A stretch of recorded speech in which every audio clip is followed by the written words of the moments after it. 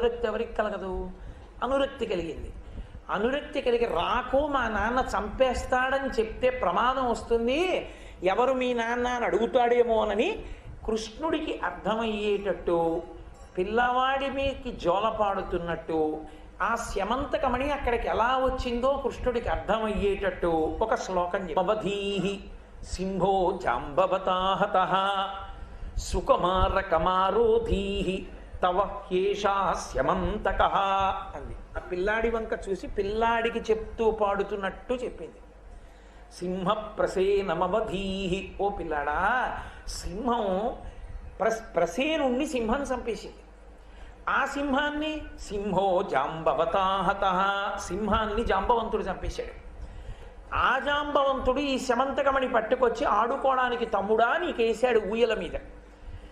సుకుమారకమారోధీహి, సుకుమారక అంటే ఓ చిన్న పిల్లాడా నువ్వు ఏడవకు, తవ హ్యేషా శమంతక, నీకోసమే ఈ శమంతకమణిని వేశాడు జాంబవంతుడు అంది.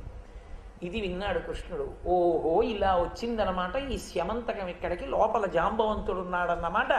ఈ పిల్ల నాయందు మరులుకుంది, నేను ఎక్కడ జాంబవంతుడి చేతిలో మరణిస్తానోనని నేను అడగకపోయినా పిల్లవాణ్ణి ఊయల ఊపుతున్నట్టుగా నాకు కథంతా చెప్పింది.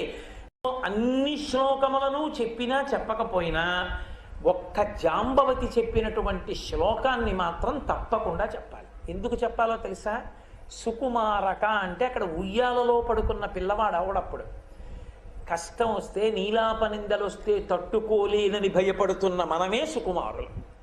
కాబట్టి కథంతా చెప్పడం చేత కాకపోతే ఈ ఒక్క శ్లోకం చెప్పమన్నారు విష్ణు పురాణంలో. ఏదా శ్లోకం అంటే సింహ ప్రసేనమవధీహి సింహో జాంబవతాహత సుకుమారకమారోధీహి తవ హ్యేషా శమంతక. ఓ సుకుమారక అంటే మనమే, ఏడవకురా, అదిగో ఆ పైన కథ ఉంది కదా, ప్రసేనుండి సింహం చంపింది, సింహాన్ని జాంబవంతుడు చంపాడు, ఈ శమంతకమని అక్కడి నుంచి వచ్చింది.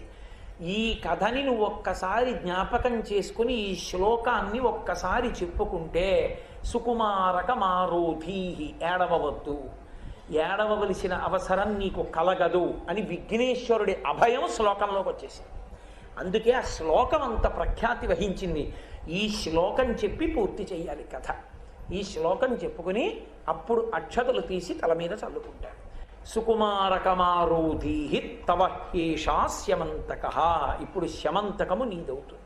అంటే హాయిగా సుఖంగా సంతోషంగా ఉండగలవు.